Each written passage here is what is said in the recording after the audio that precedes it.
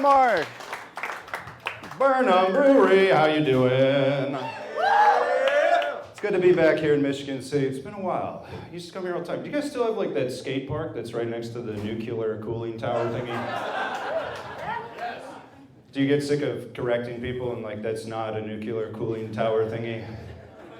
It looks exactly like the one from The Simpsons, to be fair.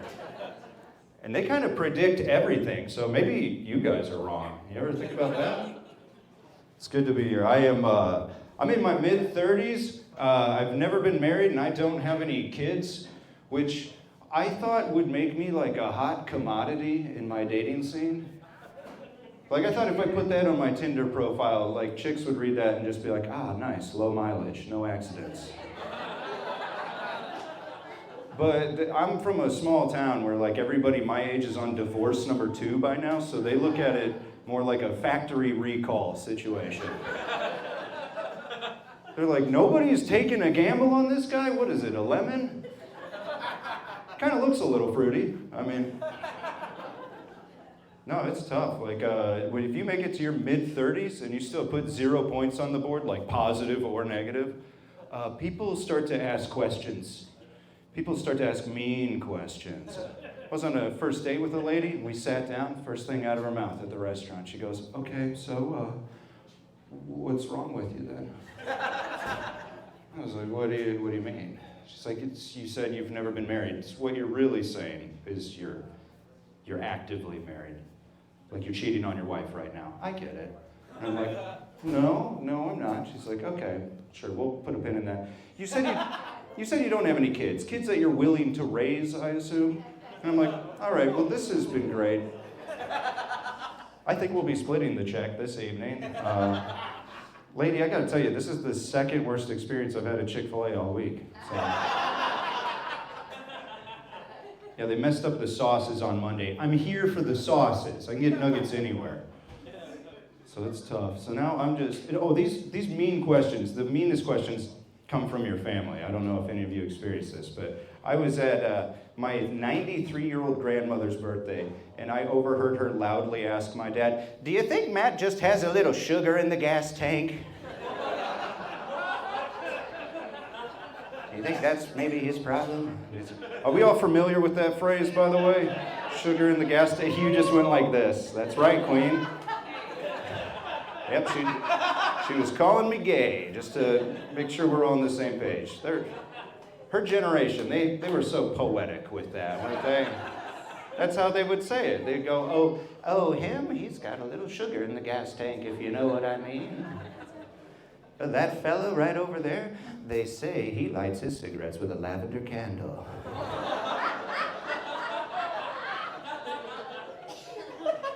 Oh, my grandson? Probably a cocksucker, I guess.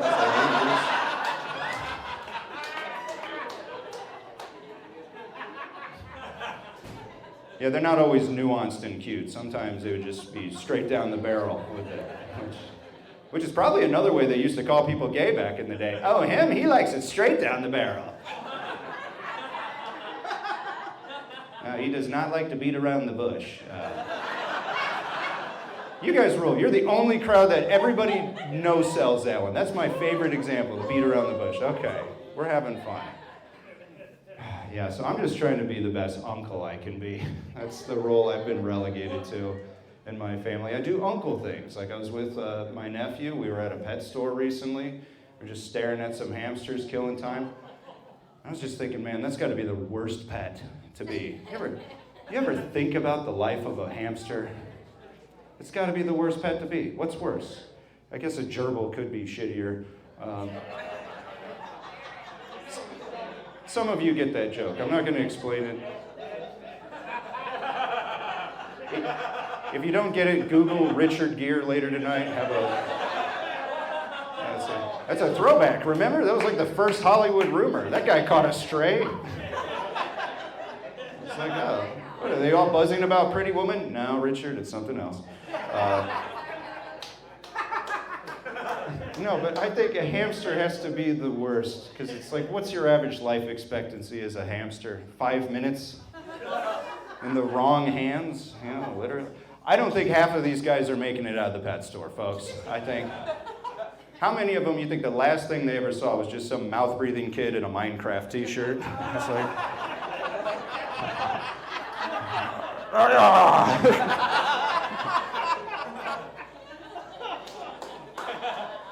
Tell you what, 2 things my nephew loves, Minecraft and disrespecting small life. I'm kidding, he hates Minecraft. He's more of a Mein Kampf guy. My nephew is Hitler, folks, that's the joke?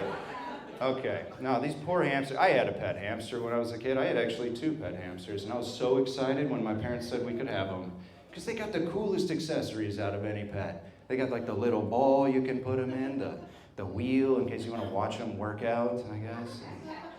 And my hamsters never played with any of that stuff, which made me so upset. All they would do is hide in the corner of their cage, which, looking back, that was correct. That was the smartest instinct. If the number 1 cause of mortality for your entire species can best be described as Looney Tunes style death, you should hide. I had 2 hamsters. I had one named Mr. Nibbles. He didn't last very long. I was playing with him outside of his cage while my mom was ironing. I accidentally bumped the table, and it fell off, and it flattened Mr. Nibbles like a pancake. Yeah, it was pretty bad. There wasn't a wrinkle on him. So we ended up using him as a mouse pad. That's my point. It's tough to be a hamster. And you know what's the saddest part? That's like kind of what you're for. You're a practice pet if you're a hamster. That's your reality. You're supposed to get squished. That's your whole thing. Nobody's first choice is a hamster. You go, Mom, Dad, can I have a dog? And they go, that's going to ruin the weekend plans. Tell you what, why don't we burn through a couple of goldfish first? Test the waters a little bit.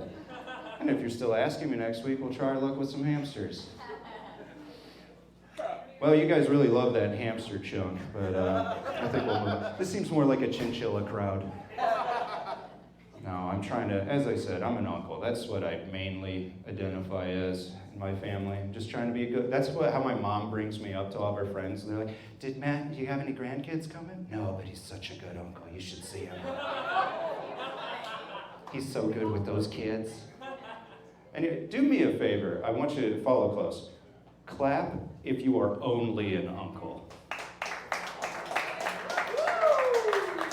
That was way more than there should have been. Okay.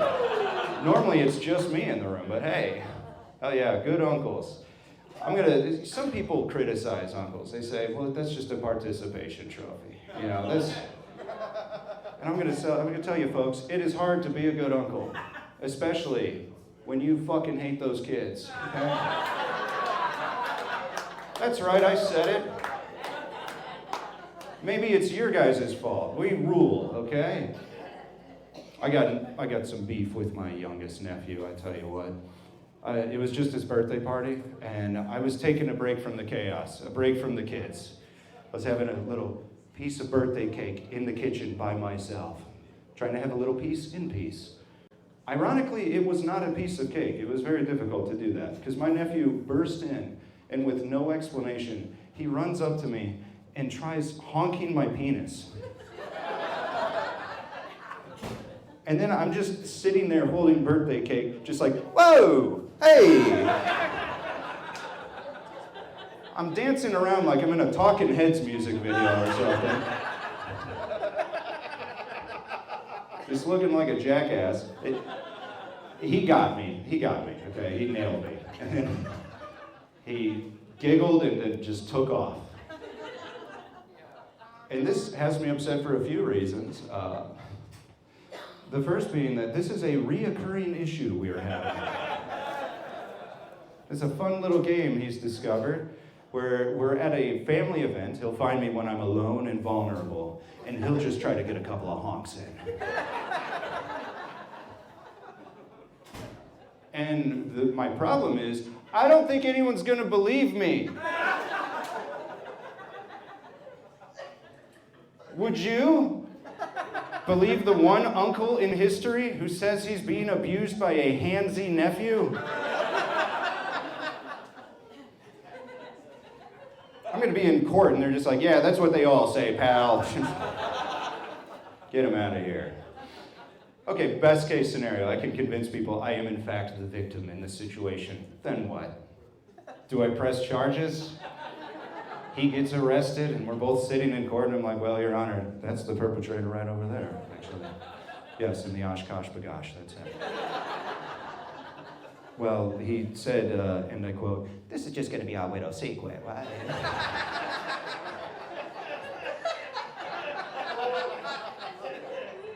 There's no need to get Grandma and Grandpa involved in this one, big guy. Then he tried to slide me some Monopoly money, Your Honor. That's not good. That's not going to work out for either of us. And the other reason I'm upset is he's actually 16.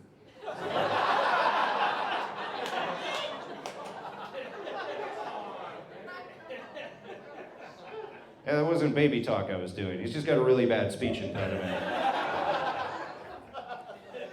Very strong hands. Those hamsters did not stand a chance. I'm just kidding. He's a child. Only a child groping me, folks. That makes it easier for you. I got two nephews. He's the youngest, and then I took his older brother, who just turned 10. I took him out to lunch the other day, and there was a lady at the restaurant that had a baby, and the baby wouldn't stop crying. And my nephew just said loud enough for the entire restaurant to hear, "Oh my God, bro, R.I.P. to that lady," in the comment section, chat. Some of you look as confused as I was in that moment. Turns out he was like responding to reality like it was one of the YouTube videos that he watches. He's just like, can you believe how bad this is going for her? And I'm like, dude, shut up, she's experiencing it. That's so rude. And then he was like, Uncle, you're such a boomer. And I'm like, I'm offended on several reasons, because like, for one, I'm not that old and I don't own property, so please don't belittle me on two fronts. And then he was like, or else what, boomer? And I'm like, well, now I gotta do something. I guess the only thing I could think to do was to ruin his day. I was just like, or else what? I'll tell you what else. You like all those new toys you got? Well, Santa's not real, so. That's right, I was like, got your little ass. He was like, yeah, I know. I'm 10, I have access to the internet. Tell me something I don't know, Uncle Boomer. I was like, well, your parents are getting a divorce.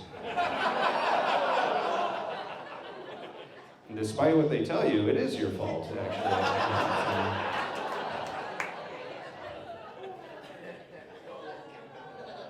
R.I.P. in the comment section, all right? Yeah, did I do it? Little asshole.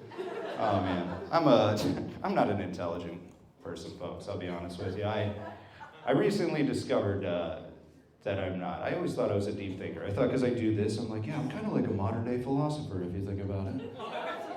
And then I took it, shut up, Kyle.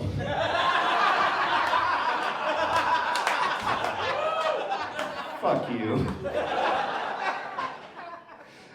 I took an IQ test recently, and I did so bad on it. It was, never do that. Don't ever do that. It does nothing for you to know your limitations. I don't know, nobody's ever taken an IQ test and been like, you guys aren't gonna believe this. I'm actually a fucking genius. You know, I had a feeling, because whenever we go to Cracker Barrel, I play that little peg game that's on the table. And I crush it. I never leave more than 3. That was for my Cracker Barrel heads. Okay. No, but seriously, folks, I did horrible. This is embarrassing to admit, but I thought I was going to have a Goodwill Hunting moment when I took this test. I thought I was going to take the test, and it turns out I'm actually like Matt Damon in the movie Goodwill Hunting. Instead, I took the test. Turns out I am Ben Affleck in the movie Goodwill Hunting. And he's giving me the speech like, if you're still in this town in 25 years, that would make complete sense. You're a fucking idiot. Hey, Burn Em Brewery, thank you so much.